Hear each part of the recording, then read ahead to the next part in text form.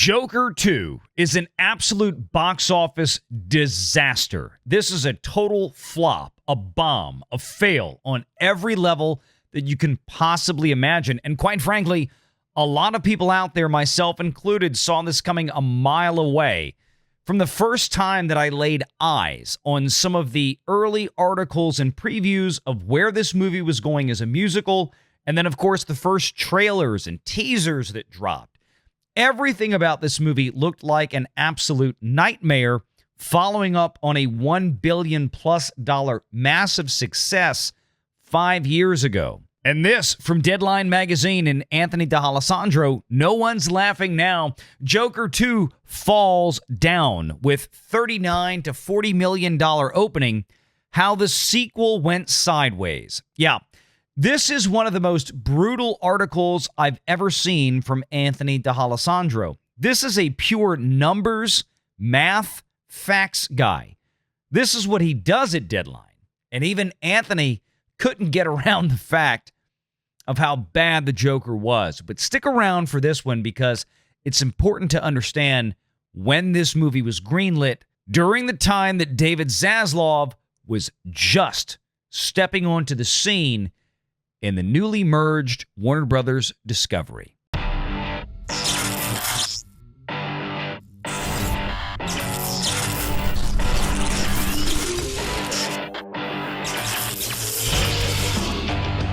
Renegade Online.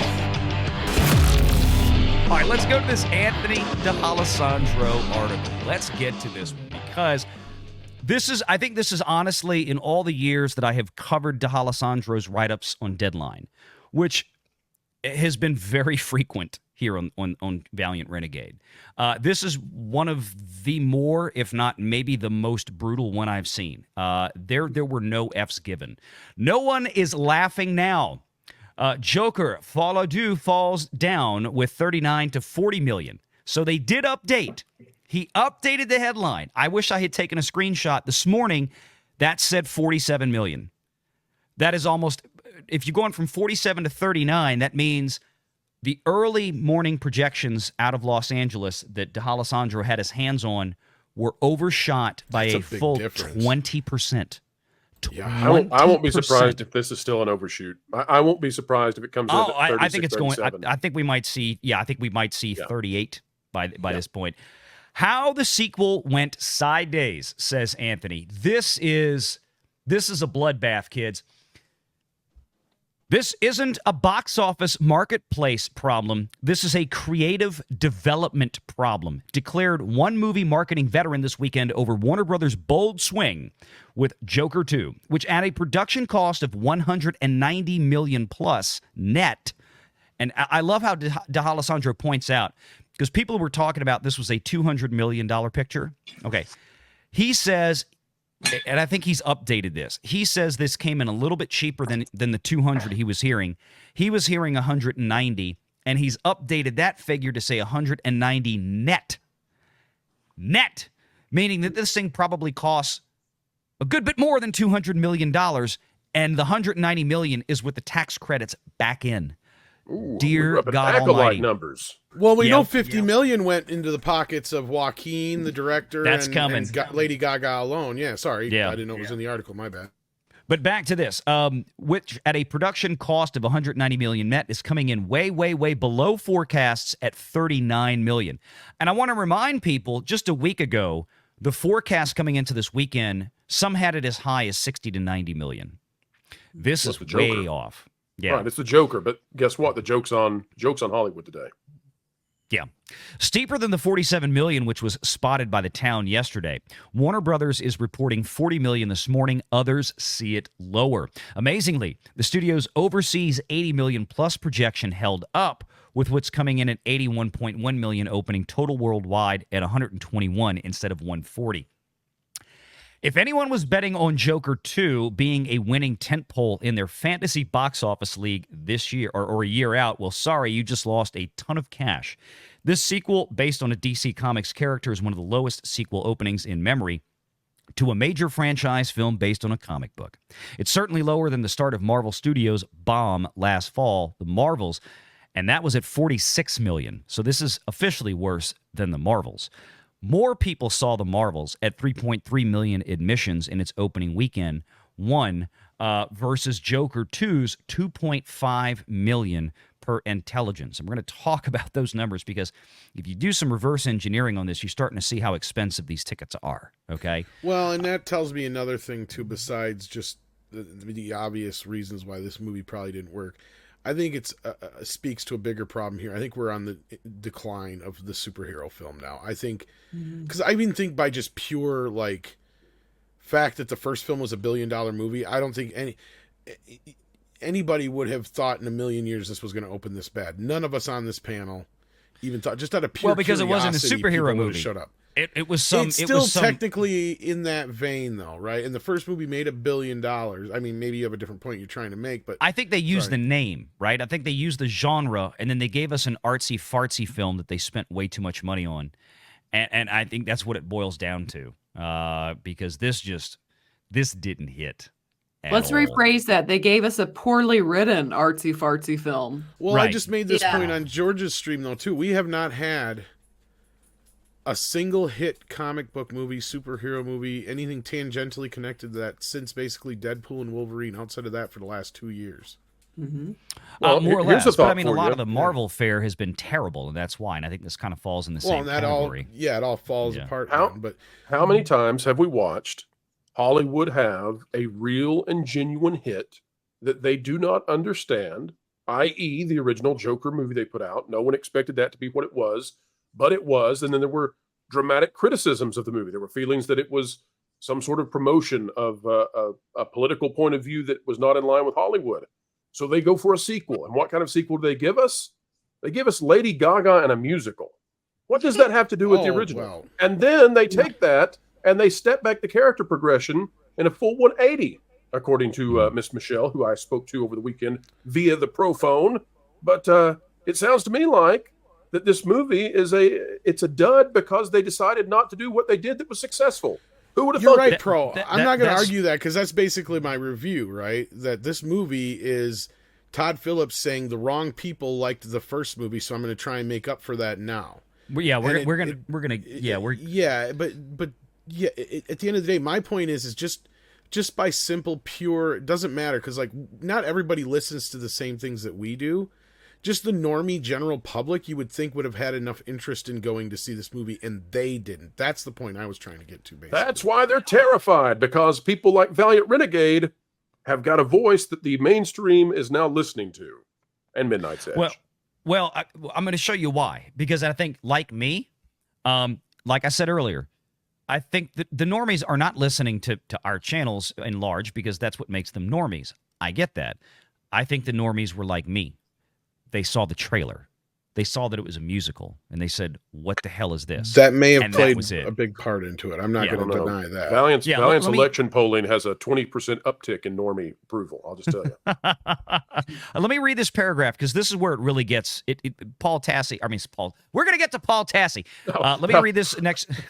Let me read this next paragraph here from. It's a real insult to DeAlessandro. Let's be careful we take that one back.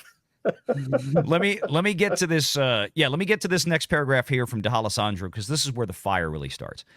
There isn't enough lipstick to put on this Joker to indicate that it's any kind of a win for Warner Brothers and for the director. The original fans of this film, which, let's face it, are fanboys and men, because they bought tickets at a rate of 60% of the entire audience. They kicked this clown to the street with a D cinema score, which is virtually unheard of. That almost never happens, and it gets worse. Not a 1, not a 2, a half star. One half of 1 star on post-track. This is obscene. Anyone feeling Megalopolis deja vu from last weekend, you're not imagining things. That movie received a D+ cinema score. So it was a D+. This was a D. The Joker was worse than that. The difference here, of course, is that Warner's spent more money marketing then Zoetrope and Lionsgate to get this Joaquin Phoenix Lady Gaga sequel to some cultural global relevance. I'm going to talk about that because I'm sure the marketing budget for this, they hit this thing hard. This had to be at least $100 million. No amount of clever marketing, not selling the pick as a musical and selling it as a Joker film instead, which is what he's saying they should have done, could save this. We've heard in recent weeks that Warner Brothers pulled back on their prints and ads spend, their marketing. So they knew coming in, they could see the tracking lining up, that this was going to be a dumpster fire, but I think they had already committed a significant sum of money to this.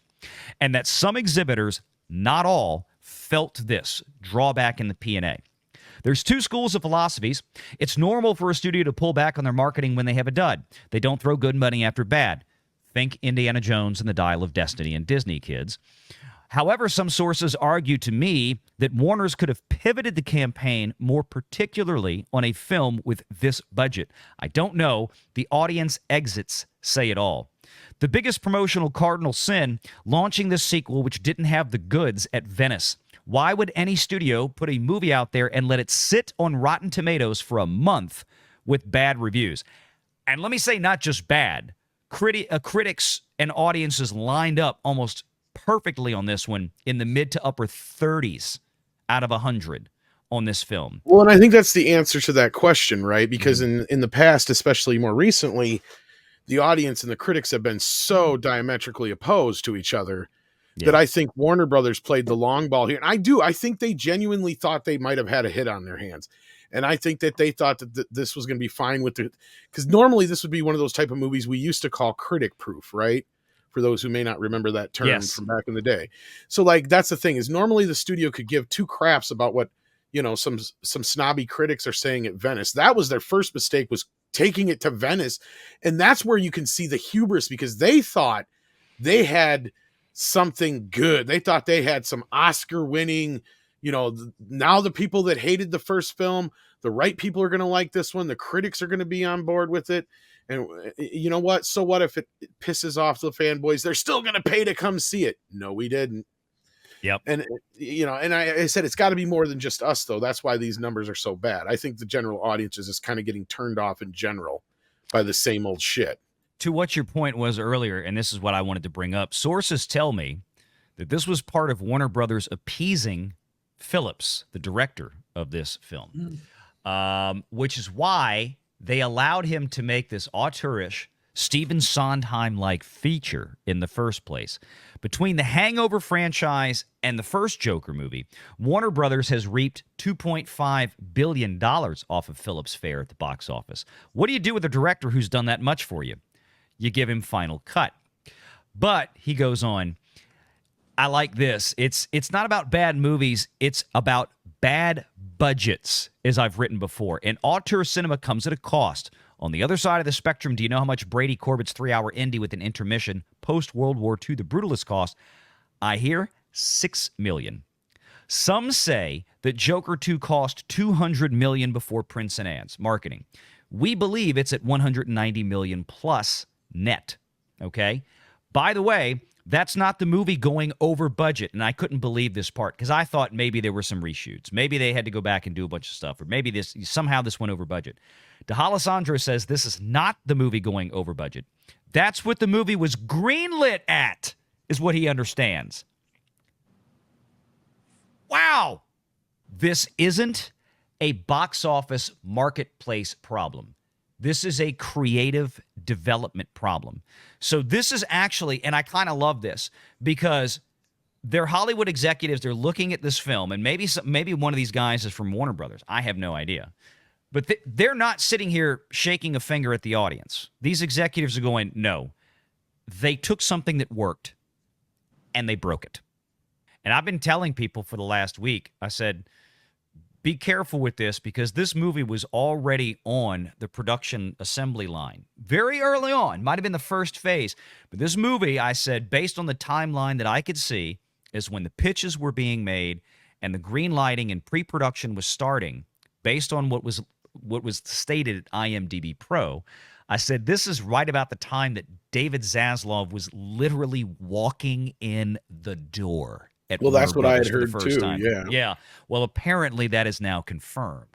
Well, So there you go. there it is. Yeah, because I mean the timeline. I looked at it and I said when I saw pitch meetings, multiple pitch meetings, all of them were coming from starting in as early as 2019. Then we had COVID, so Well- everything backpedaled, and then they were starting it in early 2022. But look, let me show you this one real quick, Tom. So apart from the budget issues that we just read here, Joker 2 was shot with IMAX certified cameras and featured IMAX 1570 celluloid for us tech nerds like me and Tom. We know what that is. If the budget doubled to $140 million, that's one thing. Apart from the $50 to $70 million that they felt like the first one finally rattled in at, gross perhaps of a lot of tax credits. That's one thing, but clearly who was minding the production ledger here during the David Zaslav job-cutting, cost-cutting, cash flow-a-palooza at Warner Brothers Discovery? Did the cost-cutting David Zaslav spree wind up pink-slipping the proper accounting and business affairs execs who could have held this production cost at a lower level? Sources tell me that between Phillips, Gaga, and Phoenix, here you go, Tom, they repped $50 million of that whopping budget alone for the director, Joker, and Harley Quinn. Right there, $50 million at least, from what they're saying.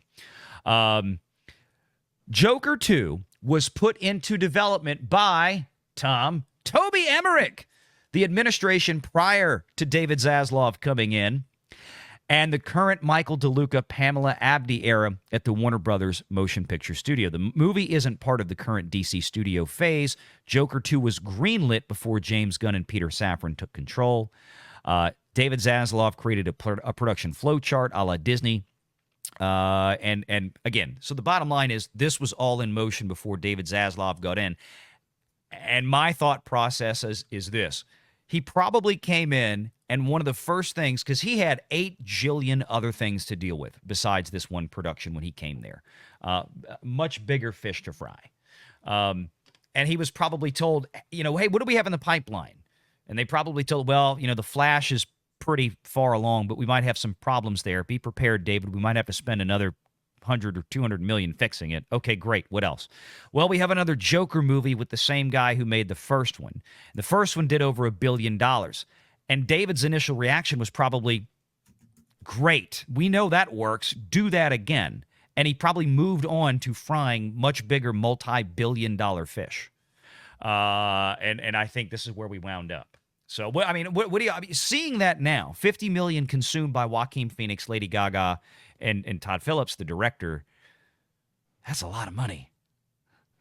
I mean, that's $50 million for those 3 people alone.